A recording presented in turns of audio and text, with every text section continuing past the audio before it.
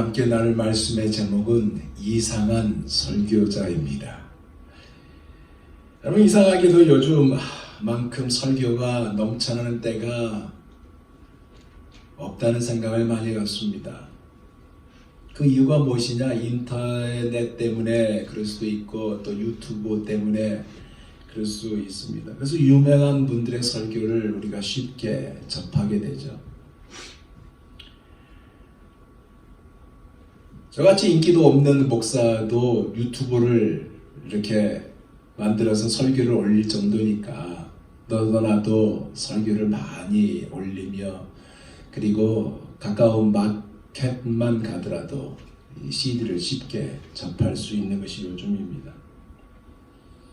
유튜브에는 인기 있는 목사님의 설교가 올라왔는데 그 조회수가 어떨 때는 몇만이요, 어떨 때는 몇십만까지 가는 것을 볼 수 있어요. 저 같은 사람도 유튜브를 하니까 그만큼 설교가 넘쳐나던 얘기란 얘기입니다.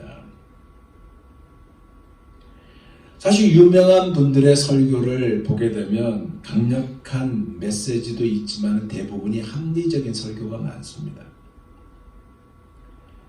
오히려 강력한 메시지는 인기가 없다는 것을 알 수가 있어요. 왜냐? 누가 야단 맞는 설교를 좋아하겠어요? 칭찬해주고 격려해주고 이끌어주는, 그리고 정말 용기를 붙들어주는 그러한 설교를 좋아하고 자기에게 딱 맞는 말을 해주는 설교를 좋아하지, 설교를 들으면서 막 가슴을 후려파는 그런 강력한 메시지를 좋아하는 사람들이 없다는 겁니다. 거의 없다는 거예요. 성경시대에 살았던 사람들도요, 그 메시지가 굉장히 강력했습니다. 그리고 독특하고 이상한 설교자였어요. 노아를 한 예로 볼 때요, 그는 한 세기 넘도록 심판에 관한 메시지를 전했습니다. 그리고 거대한 배를 만들었어요. 그것을 만드는 과정에서 얼마나 그는 비웃음을 받았을까요? 그림이 그려지죠. 청중은 그의 설교에 대해서 무관심했습니다. 왜냐? 그들의 마음에 품은 생각은요, 창세기 6장 5절에 말씀 나온 그대로 항상 악할 뿐이기 때문에 그렇습니다. 그러니까 이 악한 불신자들의 입장에서 볼 때 노아의 설교는 인기가 없었고요, 홍수가 닥치기 전까지는 이상하게 들렸습니다. 모세는 어떻고요? 그가 80세에 등장하지 않습니까? 그는 애굽의 가짜 신들의 능력에 도전을 했던 자입니다. 이스라엘 백성들을 애굽, 그러니까 바로의 속박에서 해방시켰고 강력한 표적으로 말미암아 열방의 열국들을 아연실색하게 만든 자예요. 그렇지만 그의 이상함이 뭐예요?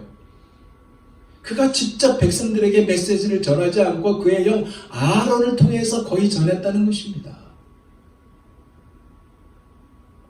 엘리야는 어떻고요? 갑자기 혜성같이 등장했어요. 난데없이 나타났어요. 근데 그의 담대함이요, 이스라엘 역사상 가장 존경받는 선지자가 되었습니다. 하지만 그는 나약해진 순간에요, 도망을 치는 도망자로 전락하고 말았어요.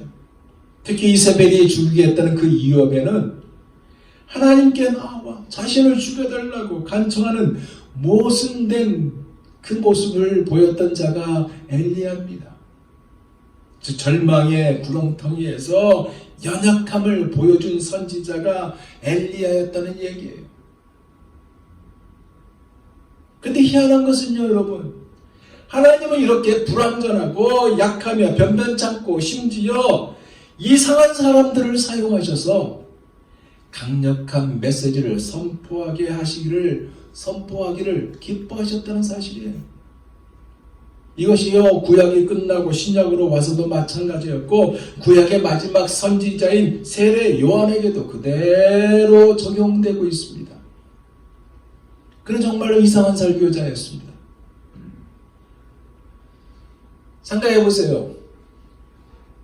제가요, 오늘 했던 설교 메시지를 다음 주에 똑같이 하고 그 다음 주에 똑같이 한다면 여러분은 어떻게 생각하겠습니까? 이상하다고 여기지 않을까요? 어느 교회요? 처음 신임 목사님에게 하셨어요.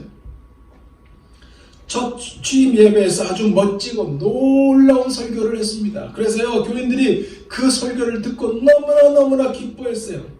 그러면서 이구동성으로 생각하기를, 이 목사님을 정말로 잘 모셔왔다라고 생각했습니다. 그런데요, 다음 주일에도 이 목사님이 똑같은 설교를 했습니다. 취임 예배 때 한 설교를 똑같이 했어요. 교인들이 고개를 갸우뚱했습니다. 두 번째니까 혹시 이적관 아니면 취임 예배로 너무 정신이 없어서 설교 원고를 정리하는 과정에서 착각했을지도 모른다는 생각으로 넘어갔습니다. 근데 세 번째에도 똑같은 거예요.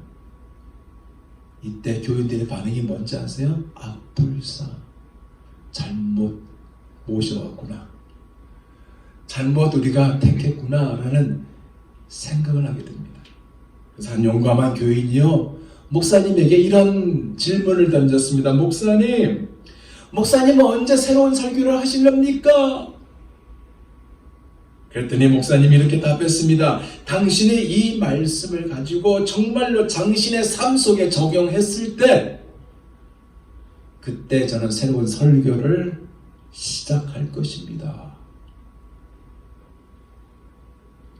이 얘기는 그가 게으르다는 그 모습이 아니에요. 한마디로 고지곧대로인 사람이라는 얘기입니다. 요한이 이런 사람이었어요. 고지곧대로인 사람이었어요. 세례 요한이요. 꾸밈도 없었어요. 진실하였고 가짜가 아닌 진짜였습니다. 그는 자신에게도 투자하지 않았어요. 심지어 흰 예복을 입고 권위를 앞세우는 그 자리에 있지도 않았습니다. 안 믿는 자들, 즉 seekers, 즉 구도자들에게 그들이 원하는 설교도 하지 않았어요. 죄에 대한 설교를 했고요, 회개에 대한 설교했고, 심지어 심판과 같은 말을 거침없이 쏟아냈습니다. 그의 사명은 뭐냐? 단 하나예요. 하나님이 그에게 명령하신 메시지를 전하는 것이었습니다. 이 이상한 설교자의 메시지가 뭐예요? 2절에 그랬잖아요. 회개하라, 천국이 가까웠느니라. 이 메시지였어요. 즉 그의 메시지가 회개였다는 얘기입니다. 회개가 뭡니까? 돌이키는 거예요. 마음을 바꾸라는 거예요. 방식을 바꾸는 것이 아닌 생활 양식의 변화가 수반되는 마음의 변화예요. 그 이유가 뭐냐? 바로 천국이 가까웠기 때문이라고 말하고 있습니다. 천국에 가까웠다는 의미가 뭘까요, 여러분? 다니엘서 2장 44절의 말씀 보면 이 말씀이 있습니다. 들어보세요. 이 여러 왕들의 시대에 하늘의 하나님이 한 나라를 세우리니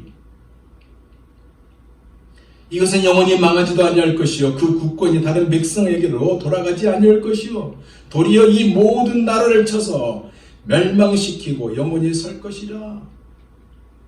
이것을 말하고 있는 나라입니다. 그리고 이사야서 9장 7절의 말씀이에요. 들어보세요. 그 정사와 평강에 더함이 무궁하며 또 다윗의 왕자와 그의 나라에 군림하여 그 나라를 굳게 세우고 지금 이후로 영원히 정의와 공의로 그것을 보존할 것이라. 만군의 여호와의 열심히 이를 이루시리라 라고 말하는 이 나라입니다.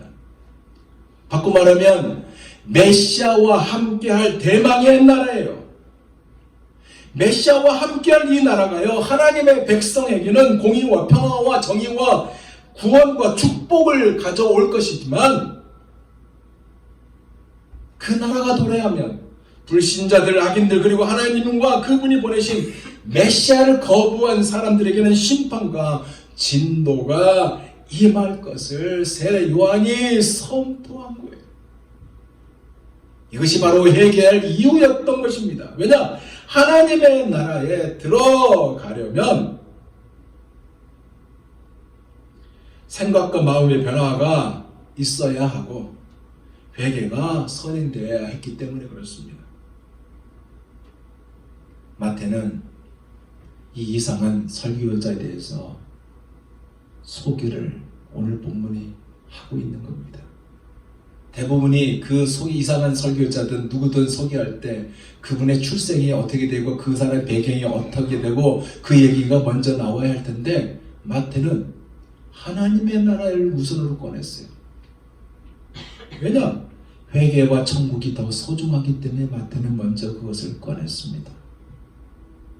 그가 누구인지는 누가복음에 보면 나와요. 그는 사가랴의 아들이에요. 제사장 사가랴의 아들이고, 그의 어머니가 예수님의 어머니 마리아와의 친척이에요. 바꿔 말하면 어느 정도 세례 요한은 예수님에 대해서 들었다라고 추론해 볼 수 있다는 얘기입니다. 마태의 강조가 뭡니까? 이사야서 40장 3절에 성취라는 제시를 하고 있잖아요. 오늘 본문 3절가요. 외치는 자의 소리여 이르되 너희는 광야에서 여호와의 길을 예배하라. 사막에서 우리 하나님 내로를 평탄하게 하라. 이거에 대한 성취의 제시를 꺼내고 있습니다. 그는 한마디로 예수님의 길을 예비한 자였고 하나님의 오시를 예비한 정말로 이상한 설교자였습니다. 이상한 설교자의 반응, 유대인의 반응에 대해서 오늘 본문 5절이 이렇게 말하고 있잖아요. 보세요. 이때 예루살렘과 온 유대와 요단강 사방에서 다 그에게 나와 자기들의 죄를 자복하고 요단강에서 그에게 세례를 받더니 소문이 났죠. 그의 소문이 났는데 어디까지? 예루살렘에도 나고 유대 요단강 전역에 퍼졌어요. 각계각층의 사람들이 이 유명하고 이상한 설교자의 설교를 듣고자 무슨 말을 하는지 직접 보고 싶었고 듣고 싶었고 찾아왔던 겁니다. 말씀을 듣고 그들이 죄를 자복하고 요단강에서 세례를 받았다는 반응의 말씀 아닙니까? 무슨 얘기예요? 상한 심령으로 나와 회개하고 세례를 받으려는 요한의 외침에 그들이 반응을 보였다는 얘기입니다. 하지만 그 다음 절 보니까 일부 바리새인들과 사두개인들의 그 위선을 향하여 이 이상한 설교자가 뭐라고 외칩니까? 독사의 자식들이라. 그렇게 외치고 있어요. 왜냐? 그들이 회개했다고 주장하였지만 실제 삶은 그들의 주장과 다르기 때문에 그렇게 하고 있어요. 7절에서 9절 볼까요? 요한이 많은 바리새인들과 사두개인들이 세례 베푸는 대로 오는 것을 보고 이르되 독사의 자식들아 누가 너희를 가르쳐 임박한 진노를 피하라더냐. 그러므로 회개에 합당한 열매를 맺고 속으로 아브라함이 우리 조상이라고 생각하지 말라. 내가 너희에게 이르노니 하나님이 능히 이 돌들로도 아브라함의 자손이 되게 하시리라. 그러니까 아브라함의 자녀로서 누리는 특권이 있죠. 이 특권적 지위에 대한 자만심을 지적하고 있는 거 아닙니까? 겉으로는 아무리 경건해 보여도 진정한 회개로 화답하지 않는 자에게는 심판과 진노가 임할 것이라는 몰아붙임의 설교를 했던 것입니다.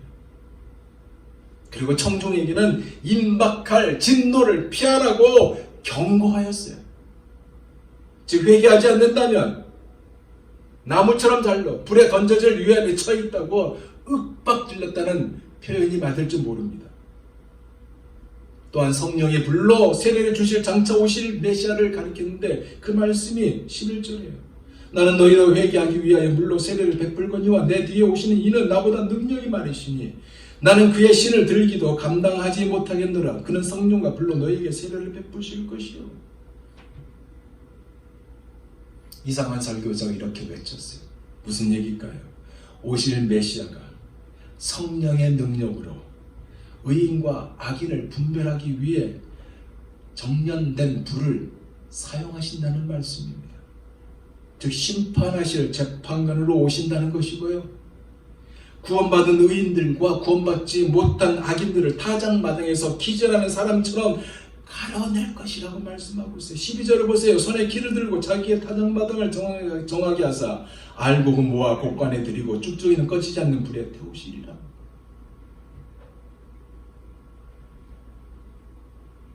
근데 놀라운 것은 이 이상한 설교자에게 세례를 받으시려고 줄을 선 예수님입니다. 이것은 세례 요한이 봤어요. 13절 볼까요? 이때 예수께서 갈릴리로부터 요단강에 이르러 요한에게 세례를 받으러 하시더니 이 모습을 본 세례 요한은 어떤 감정이 들었을까요? 갈릴리 나사렛에서 내려오셔서 유대 요단 골짜기를 지나 물속에서 당신의 차례를 기다리고 있는 예수님을 본 요한의 반응, 자기 자신의 눈을 의심하지 않았을까요? 하나님의 나라, 천국도 오고 있고 심판이 가까웠고, 그러기에 요한의 물세례는 오랫동안 기다린 분 의인과 악인을 나눌 정죄하는 불을 가지고 오실 분의 길을 준비하기 위한 회개의 상징인 그분이, 아니 메시아가 세례를 받으려고 줄을 서 계심에 놀라운 반응을 보이잖아요. 예상하지 못하는 그 반응을 보이잖아요. 14절을 그래요. 요한이 말로 이르되, 말리는 거예요. 내가 당신에게서 세례를 받아야 할 터인데 당신이 내게로 오시나이까? 말리고 있어요. 여러분, 이 의미가 뭔지 아세요? 두 가지예요. 첫째로는요, 세례 요한처럼 위대한 선지자도 오직 메시아만 줄 수 있는 성령의 세례가 필요하다는 것이고요. 다른 두 번째는 하나님의 아들이며 인자인 예수님은 회개의 세례가 필요 없다는 것을 말하고 있는 것입니다. 그래서 주님께서 15절의 말씀을 하시잖아요. 들어보세요. 예수께서 대답하여 이르시되, 이제 허락하라. 우리가 이와 같이 하여 모든 의를 이루는 것이 합당하지라 하시니, 이에 요한이 허락하는지라. 무슨 얘기냐면 여러분, 하늘에 오신 하나님의 아들이 다른 사람들과 똑같이 세례를 받음으로써 자신을 인류와 완전히 동일시하고 있다는 말씀입니다. 자신의 행위를 모든 의를 이루시는 것이라고 말씀하신 것입니다. 놀랍잖아요. 그리고 이것은 세례의식에 더 심대한 의미를 더하시는 것이에요. 즉 자신이 세례 요한의 세례에 순종함으로써 세례의식을 승인하신 것입니다. 예수님의 가르침에 응답할 사람들에게 계속 실행할 것이라는 뜻이 담겨져 있는 거예요. 그래서 오늘날까지 계속 세례가 진행되고 있지 않습니까? 이 순종으로 말미암아 나타난 모습들이 뭐예요? 바로 삼위일체 하나님을 보여주었어요. 성부 하나님, 성자 하나님, 성령 하나님의 그 삼위일체 하나님의 역사를 나타내셨어요. 보세요. 16절에서 17절입니다. 예수께서 세례를 받으시고 곧 물에서 올라오실새 하늘이 열리고 하나님의 성령이 비둘기같이 내려 자기 위에 임하시는 걸 보시더니 하늘로부터 소리가 있어 말씀하시되, 이는 내 사랑하는 아들이여 내 기뻐하는 자라 하시니라. 성부 하나님은 하늘에서 말씀하셨던 것이고요.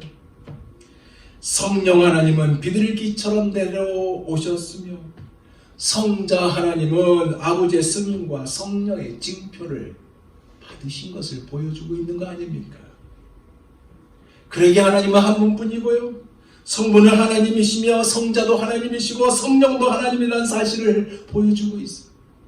그리고 성자는 성부도 아니고요. 성자는 또한 성령이 아니며 하나님은 셋이 아니라 한 분이라는 말씀도 보여주고 있어요. 이 사실을 우리가 우리의 유한한 생각으로 이해하기 정말로 어려운 부분 아닙니까? 하지만 하나님의 계시의 말씀에 대한 믿음을 믿게 된다면 이 사실을 믿게 된다는 사실이에요. 이것을 누가 도와줘요? 성령 하나님이 도와줘요.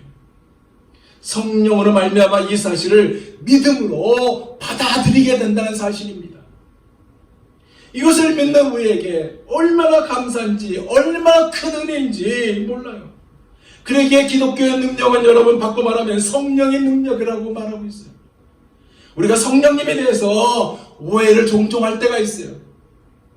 그분에게는 비정상적이거나 무시무시한 것이 없어요. 그분은 예수님 그리스도, 예수 그리스도의 영이에요. 때문에 예수님과 같은 분입니다. 예수님이 그토록 온유하고 겸손하실 수 있었던 것은 그분이 성령님의 능력으로 충만하시기 때문에 그래요.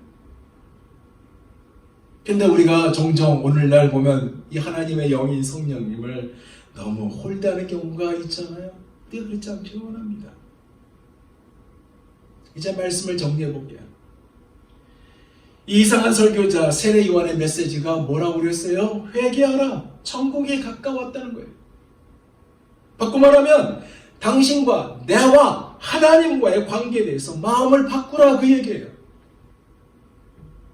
그리고 종교적인 유산에서, 아브라함의 후손이라고 했잖아요. 종교적인 유산에서 이제 죄를 진심으로 깨닫고 하나님의 자비를 신뢰하며 의에 대해서 더 깊고 더 높은 기준을 가지고 살라는 거예요. 언약에 충실하지 못한 자들에게 그 자리에서 죄로 가득 찬 생활에서 돌이켜서 하나님 나라의 우선순위를 두고 거기에 중심을 두고 믿음과 순종으로 하나님을 섬기며 사는 삶을 살아라, 그 얘기입니다. 그리고 또 하나는 성령의 능력으로 예수 그리스도를 통해 개인적으로 하나님과 진실한 관계를 과연 아무에게 우리는 얼마나 맺고 있는가에 관한 질문을 이상한 설교자가 던져주고 있는 것입니다. 이것을 바꿔 말하면 뭔지 아세요? 영혼에 비상구가 있느냐는 얘기예요. 우리가 살 수 있는 탈출구, 영혼의 비상구를 너는 가지고 있느냐 이거예요. 여러분이 빠져나갈 영혼의 비상구가 있습니까? 그것이 무엇입니까? 예수 그리스도입니다.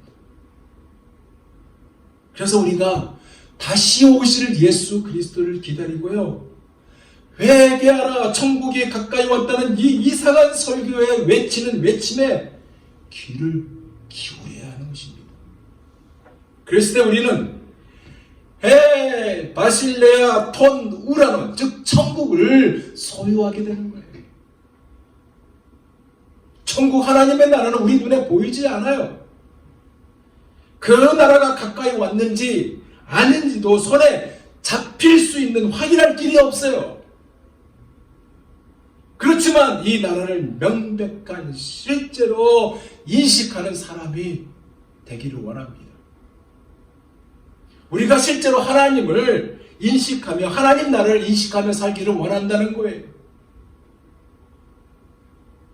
이렇게 사는 자가 결국 뭔지 아세요? 생명 충만한 알곡으로서의 삶을 사는 거예요. 세상이 정해놓은 그 로드맵에 목을 메고 사는 자가 아니 되도록 한다는 거예요. 이런 삶을 추구하며 살 때 우리를 위해서 십자가 죽음을 기꺼이 받아들이신 예수 그리스도께서는 알고온 하나님의 곳간에 죽적이는 불에 태우실 것입니다. 우리가 이번 한 주간도 이러한 것에 설레는 가운데 살기를 원합니다.